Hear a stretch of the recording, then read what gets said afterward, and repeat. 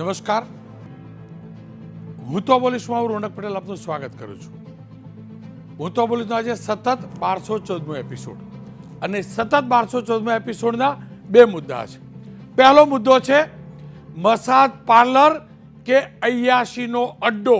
જી હા, આ અય્યાશીના અડ્ડાથી દૂર રહેજો, નહીતર ઘર સંસાર ઉજળવાનું નક્કી છે.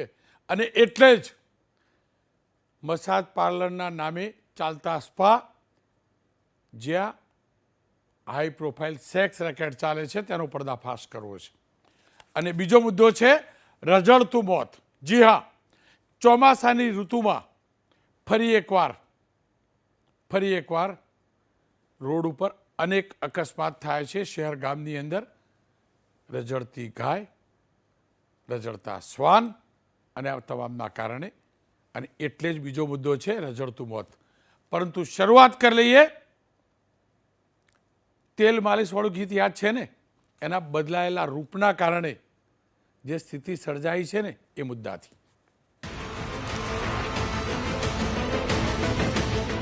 60-70ના દશકમાં આ ગીત અને આ ફિલ્મ બંને સુપરહિટ હતા. અને એ તેલ માલિશની પ્રથા આજે પણ સુપરહિટ હોય છે, કારણ કે કોઈ પણ પ્રકારની તેલ માલિશ અને મસાજ સાયન્ટિફિક રીતે પણ શરીરને આરામ આપે છે. એ તેલ માલિશ પણ જરૂરી છે અને મસાજ પણ જરૂરી છે. પરંતુ આ જ મસાજના આડની અંદર યુગ બદલાયો અને મસાજ કરવાની પદ્ધતિ પણ બદલાઈ. તેલ માલિશ કરતો વ્યક્તિ હવે તેલ માલિશ નહીં, હાઈ પ્રોફાઇલ સ્પાના રૂપની અંદર બદલાયો. શરૂઆત આપણે સાઉથના કેરળના એ આયુર્વેદિક સ્પા જોતા હતા અને ત્યાં આયુર્વેદિક પદ્ધતિથી તેલ માલિશ થતી હતી. પરંતુ ત્યારબાદ ગુજરાતના તમામ નાના મોટા શહેરોની અંદર 5 સ્ટાર કલ્ચરવાળા સ્પા શરૂ થયા. આ સ્પાની અંદર તેલ માલિશ જ થાય છે એવું નથી. છેલ્લા કેટલાક વર્ષોથી આ સ્પાનું જબરજસ્ત દૂષણ છે. માલિશ મસાજ માટે હોય સ્પા તો બરાબર છે, પરંતુ 3 સ્ટાર 4 સ્ટાર 5 સ્ટાર હોટલની અંદર અને મોંઘા અને પોશ વિસ્તારની અંદર અનેક એવા કોમર્શિયલ સેન્ટરમાં હાઈ પ્રોફાઇલ સ્પા શરૂ થયા છે. સ્પા માત્ર મસાજ પૂરતા નથી, પરંતુ આ સ્પાની આડની અંદર રીતસરનું હાઈ પ્રોફાઇલ સેક્સ રેકેટ ચાલે છે. અને સેક્સ રેકેટ પણ, આ શબ્દો ન બોલવા જોઈએ છતાં પણ બોલું છું, આ ગુજરાતની અસ્મિતાના શબ્દો ન હોઈ શકે. આ કલ્ચર આપણી અસ્મિતાને ઠેસ પહોંચાડનારું છે. પરંતુ થાઈલેન્ડમાં પણ ન ચાલતા હોય ને એટલા વલ્ગારિટી સાથેના સ્પા આપણા ગુજરાતમાં ચાલે છે. અને તેનો પર્દાફાશ ખુદ રાજ્યની CID ક્રાઇમે કર્યો છે. અનેક શહેરોમાં ચાલે છે, સ્વાભાવિક સ્થાનિક પોલીસને ધ્યાનમાં હોય જ, પણ ચાલતા હતા એ પણ તો હકીકત છે. અને એટલે જ CID ક્રાઇમે છેલ્લા 24 કલાક 48 કલાકમાં એક ગુપ્ત ઓપરેશન હાથ ધર્યું. 2 અલગ અલગ કવર બનાવી સ્ટાફના કર્મચારીઓને અલગ અલગ ઠેકાણે મોકલાયા.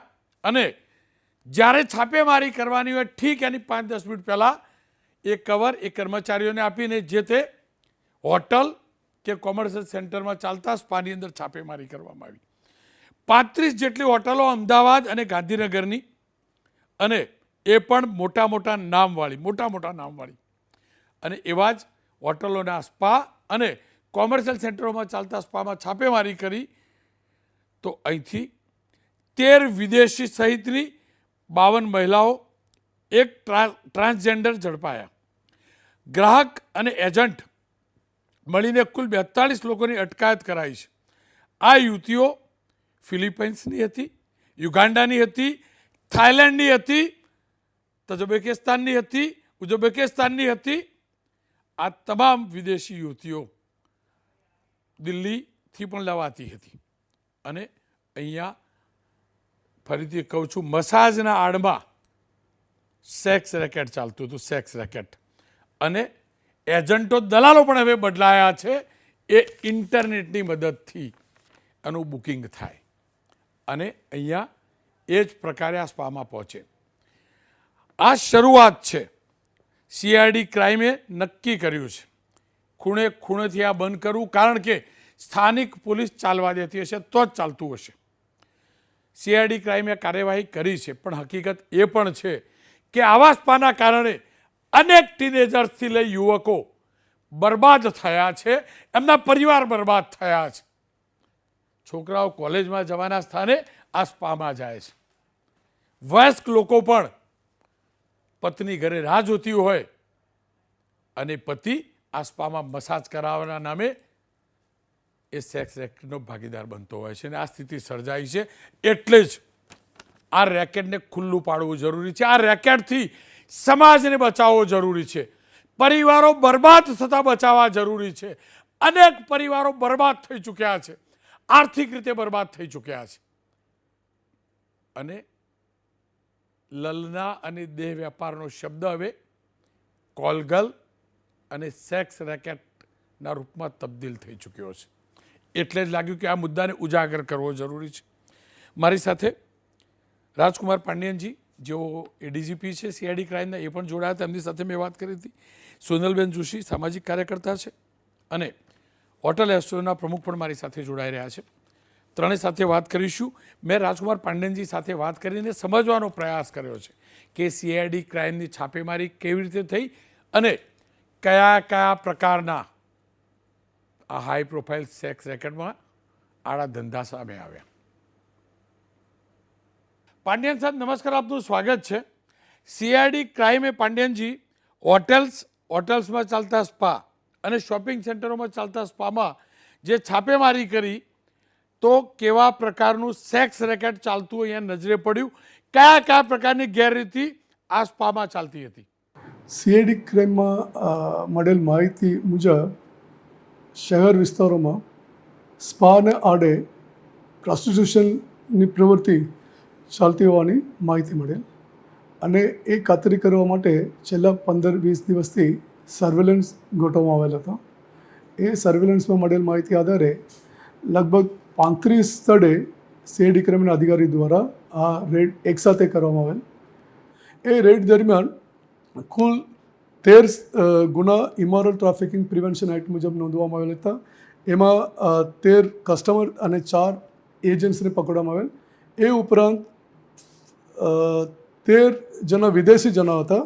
એને ફોરેનર્સ એક્ટ મુજબ એને વિરુદ્ધ ગુના દાખલ કરવામાં આવેલ હતા.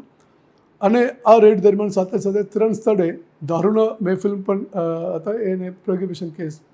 એને વિરુદ્ધ પ્રોહિબિશન કેસ પણ કરવામાં આવેલ. પાંડ્યનજી, સ્વાભાવિક જ આ પ્રકારના સ્પાની અંદર મસાજ માટે મહિલાઓને બોલાવવામાં આવતી હોય છે અને મારા જે ધ્યાનમાં છે એ પ્રકારે મહિલાઓની તસ્કરી કરીને અહીંયા લાવવામાં આવે છે. આપના વિભાગની તપાસની અંદર આ પ્રકારના સ્પાના આડમાં ચાલતા સેક્સ રેકેટમાં કયા પ્રકારની કયા દેશોની મહિલાઓની પ્રદેશની મહિલાઓની તસ્કરી નજરે પડી અને આ પ્રકારની તસ્કરી કેટલી ખતરનાક? માનવ તસ્કરી, ખાસ કરીને મહિલાઓની તસ્કરી છે, એ દુનિયાના સૌથી એક મોટી ગંભીર એક સમસ્યા છે. એ અટકાવવા માટે United Nations office of drugs and crime પણ વ્યાપક રીતે કામ કરી રહેલ છે. ઇન્ડિયામાં પણ વિદેશી નાગરિકો અને ઇન્ડિયાના વિવિધ રાજ્યના, ખાસ કરીને નોર્થ ઇસ્ટ, નાગાલેન્ડ અને બાંગ્લાદેશી, નેપાળી, બંગાળના કોઈ નાગરિકો, મહિલા નાગરિકોને પણ તસ્કરી થઈ રહેલાનું ધ્યાન ઉપર આવેલ છે અને મોટાભાગે આ લોકોને પ્રોસ્ટિટ્યુશનમાં વાપરવામાં આવી રહ્યા છે. પાંડ્યનજી, મસાજ પાર્લર કે સ્પાના નામે ચાલતું આ દૂષણ સમાજ માટે કેટલું ખતરનાક, કેટલું ઘાતક અને સ્પાના આ રેકેટમાં, આ નેટવર્કમાં કેવા પ્રકારના લોકો સામેલ છે, કેટલા મૂળિયા ઊંડા છે આ રેકેટ બાજુના? માનવ તસ્કરી ફોર પ્રોસ્ટિટ્યુશન એક ઓર્ગેનાઇઝ ક્રાઇમ છે. એમાં ફોરેન નેશનલ પણ છે, લોકલ એજન્ટો પણ છે અને એમાં એક પ્રોસેસ છે ટ્રાફિકિંગ, ટ્રાન્સપોર્ટ, શેલ્ટરિંગ અને એને એન્ડમાં પ્રોસ્ટિટ્યુશનનું વાપરવા માટે એક સંપૂર્ણ એક નેટવર્ક છે. એ નેટવર્ક અમે જ્યાં સુધી એ નેટવર્કને સંપૂર્ણ રીતે નાબૂદ ન કરે ત્યાં સુધી એ પ્રકરણ માટે એક સમાધાન નથી. અને એ નેટવર્ક આઈડેન્ટિફાઈ કરીને કમ્પ્લીટલી એને અસરકારક રીતે એક્શન એની વિરુદ્ધ થવી જોઈએ. એ પ્રકારના અમે એસઓપી મોકલવામાં આવશે. અને વધુમાં કે હાલમાં જો એજન્ટો છે એ તો ફિઝિકલ એજન્ટ છે. નવા જો તકનીકી યુગમાં એપ્લિકેશન મારફતે, વેબસાઇટ મારફતે પણ એ કામ થઈ રહેલ છે. એ પ્રોસ્ટિટ્યુશનમાં શું છે, આ જો ટ્રાફિક મહિલા એને શેલ્ટરિંગ માટે કોઈ લોકો કામ કરે છે, બટ એને ક્લાયન્ટ આપવા માટે ફિઝિકલ દલાલ હાલમાં જરૂરત નથી. ઓનલાઈન મારફતે, એપ મારફતે વિદેશમાં બેઠા દલાલ પણ એ કામ કરી રહ્યા છે. તો એટલા માટે અમે જો હાલમાં જે રેડમાં એપ મારફતે એ સંપર્ક કરેલ, એ એપ અને વેબસાઇટ જે પણ બનાવે છે એને સંચાલન કરે છે, એ લોકોને પણ દલાલ તરીકે માનીને એ લોકોને વિરુદ્ધ પણ કાર્યવાહી કરવામાં આવશે. મસાજ પાર્લરની આડમાં જે ચાલે છે આ પ્રકારના સ્પા, એમાં ચાલતી ગેરરીતિઓ, અનિયમિતતાઓ એને રોકવા માટે કેવા પ્રકારના આયોજન, કેવા પ્રકારના નિયમોની જરૂર છે, કેવા પ્રકારની વ્યવસ્થાની જરૂર છે, જેનાથી આ પ્રકારનું ન્યુસન્સ અટકાવી શકાય. દાખલા તરીકે સ્પામાં જે પણ કર્મચારી ફરજ બજાવે છે એને બેસિક બુનિયાદી એક ક્વોલિફિકેશન સર્ટિફિકેટ હોવું જોઈએ. દાખલા તરીકે ફિઝિયોથેરાપી, અક્યુથેરાપી અથવા ઓક્યુપેશનલ હેલ્થ થેરાપી, એમાં એને બેસિક સર્ટિફિકેટ હોવું જોઈએ. અને વિદેશી નાગરિકો કોઈ ક્વોલિફાઈડ થેરાપિસ્ટ તરીકે કામ કરવાનું હોય એની પાસે વર્ક વિઝાની પરમિટ જોઈએ. આ ઉપરાંત દરેક સ્પામાં આ રજિસ્ટર નિભાવવો જોઈએ કે જેમાં કોણ કોણ કર્મચારી છે, એને શિફ્ટ વાઇઝ કોણ કોણ નોકરી કરે છે, અને એ કર્મચારી 18 વર્ષથી ઉપર હોવી જોઈએ. અને એ કર્મચારીના જે ક્લોઝ ફેમિલી અથવા એને પેરેન્ટ્સને ઇન્ફોર્મ કરવી જોઈએ, કારણ કે આ લોકો પોતાના ફેમિલીની જાણ કરીને ફરજ કરે છે. અને સ્પામાં જો એન્ટ્રી એક્ઝિટમાં સીસીટીવી સુવિધા હોવી જોઈએ. તે ઉપરાંત અંદર જે ક્યુબિકલ છે એમાં સ્પા માટે ફક્ત સ્પાના જો મસાજ માટે જો નેરો ટેબલ હોવો જોઈએ, વાઇડ ટેબલ નહીં હોવો જોઈએ. આ ઉપરાંત જે પણ કામ અંદર કરે છે બહારથી કોણ છે અંદર એ નથી, પણ શું કામ થઈ રહ્યું છે એને સેમી ટ્રાન્સપરન્ટ એક ક્યુબિકલ ગ્લાસ ટ્રાન્સપરન્ટ વ્યૂ મળે એ પ્રકારના સુવિધા હોય તો આ પ્રકારના જો ઇલીગલ એક્ટિવિટીઝ અટકાવી શકાય તેમ છે. પાંડિયનજી, સ્પાની યાર્ડની અંદર આ પ્રકારના સેક્સ રેકેટ શું અમદાવાદ અને ગાંધીનગર પૂરતા જ છે કે આ લોકોનું રાજ્યવ્યાપી નેટવર્ક છે? જે રીતે અમે માહિતી મળે છે એ જોતાં વ્યાપક પ્રમાણે થઈ રહેલાનું જણાય છે. એમાં બે પ્રકારના છે. इंडियन जो ट्रैफिक वुमेन છે ये नॉर्थ ईस्ट, जैसे मैंने पहले बताया था, north east, Bengal, even Bangladeshi, Nepalese એવા લોકો પણ આવે છે. એ ઉપરાંત અન્ય જો હાલમાં જો વોર અફેક્ટેડ કન્ટ્રીઝ છે ત્યાંથી પણ ઘણા લોકો આવે છે. આ ઉપરાંત રશિયન, ઉઝબેકીઝ, યુક્રેન તો વોર અફેક્ટેડ કન્ટ્રી છે. આવા દેશોમાંથી પણ ઘણા લોકો આવે છે. એ સામાન્ય રીતે એઝ અ ટુરિસ્ટ અને અથવા વિઝિટર વિઝામાં 1 વાર, 2 વાર, 3 વાર આવશે. આ પ્રકારે વિદેશી છોકરીઓને લાવવી, આ પ્રકારનો વેપાર કરવો, આપણી સંસ્કૃતિ સભ્યતાનો સત્યાનાશવાળો આ ધંધો ક્યારે ફાલવો ન જોઈએ, ક્યારે ન ફાલવો જોઈએ. અને અત્યાર સુધી તો આપણે કોમર્શિયલ સેન્ટરમાં ચાલતા સ્પામાં જોયું હતું, પરંતુ સીઆઈડી ક્રાઇમની આ છાપેમારીમાં એ લક્ઝરિયસ હોટલોમાં જોવા મળ્યું છે. મારી સાથે નરેન્દ્ર સોમાણીજી પણ જોડાયા છે અને સાથે જ સોનલબેન પણ જોડાયા છે. સોનલબેન, આપની પાસે વાત કરું એ પહેલાં સોમાણીજી આપની પાસે જ જાણવું છે. જો હું જરાય નથી કહેતો કે આ હોટલ માલિકો ચલાવે છે, હું જાણું છું હોટલ માલિકોએ જગ્યા આવા સ્પા માટે ભાડે આપે છે અને લાખ, 2 લાખ રૂપિયા ભાડું ચૂકવતા હોય. અને કોઈ પણ વ્યવસાયમાં સોના ચાંદીનો ધંધો કરીને, દાગીનાનો, જ્વેલરીનો, હીરા વેચીએ ને તો એ 2 લાખ રૂપિયા ભાડું ના પોસાય સોમાણીજી. બરાબર, તમે એ જાણો, હું એ જાણું. અને એટલી જગ્યા 2-3 લાખ ભાડું હોટલવાળા આપે, તમને નથી લાગતું આ હોટલોએ આવી પ્રવૃત્તિ આવા સ્પાવાળાથી દૂર રહેવું જોઈએ? હું એટલે કહું છું, પહેલી વાર ધ્યાનમાં આવ્યું છે કે હોટલોમાં ચાલતા સ્પામાં આ પ્રકારનો વેપાર ચાલે છે. સૌથી પહેલાં એબીપી અસ્મિતાના પ્રેક્ષકોને મારા નમસ્કાર. સૌથી પહેલાં હું સીઆઈડી ક્રાઇમ બ્રાન્ચથી રાજકુમારજી પાંડ્યનને અભિનંદન આપવા માંગીશ કે આમણે આટલું સરસ કામ કર્યું છે અને આટલો મોટા રેકેટનું પર્દાફાશ કર્યું છે, જેનાથી જે અત્યારે આ હોટલ ઇન્ડસ્ટ્રી તમે જુઓ કે જે બી બિલ્ડિંગમાં એક ટોપ ફ્લોર ખાલી હોય છે ત્યાં દરેક ભાડું આપીને હોટલ બનાવી દે છે.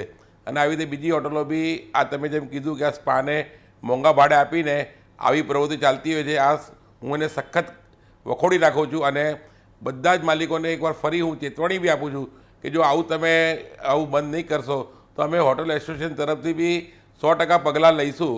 આ આપણા સમાજ માટે બહુ એક ખતરનાક વસ્તુ છે.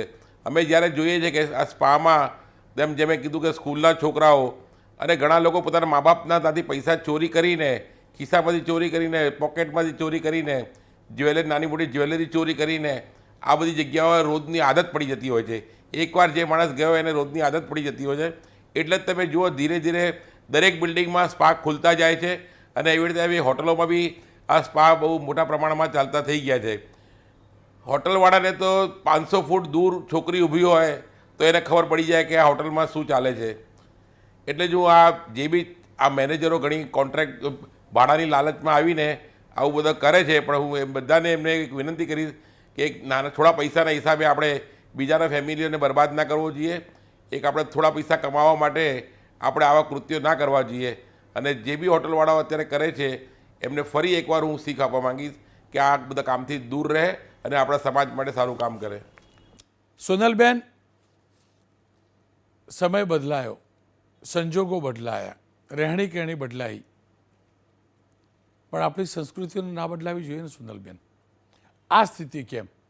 આ માટે જવાબદાર તમે કોને માનો છો? અને આપ તો વકીલ પણ છો, સમાજ સેવક પણ છો, કિસ્સા પણ આવતા હશે તમારી પાસે. આ સ્પા અને આ મસાજ પાર્લર કેવી રીતે ઘર પરિવારો, સંસારને વેરવિખેર કરે છે?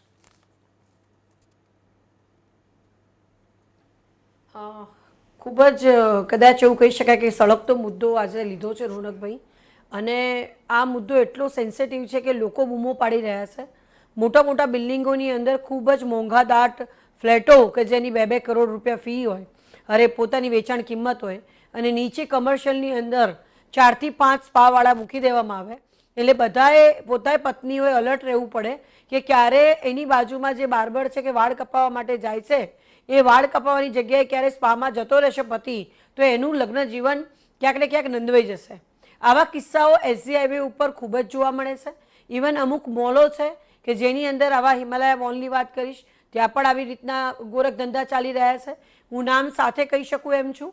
ઘણા બધા કિસ્સાની અંદર આવી જે સ્ત્રીઓ હોય છે એના કારણે પત્નીની સાથે શારીરિક સંબંધો ન રાખવા, એ પત્નીને એવું કહેવું કે તારી સાથે અમને શારીરિક સંબંધોમાં મજા નથી આવતી, તું બરોબર નથી, તારી સાથે રહેવું નથી ગમતું, તને કશું આવડતું નથી, આના કરતાં તો થાઈલેન્ડ જવું સારું. હવે થાઈલેન્ડવાળી છોકરીઓ અહીંયા મળે છે. હવે કિસ્સાઓ એઝ અ લોયર રોજ બરોજ રોનકભાઈ સાંભળીએ છીએ. આ આપણી સંસ્કૃતિ નથી, ભારતીય સંસ્કૃતિનું નિકંદન નીકળી રહ્યું છે. અને કદાચ આટલા વખત પછી હું રાજકુમાર પાંડ્યન સાહેબને વધારીશ કે એમને આ પગલું લીધું છે.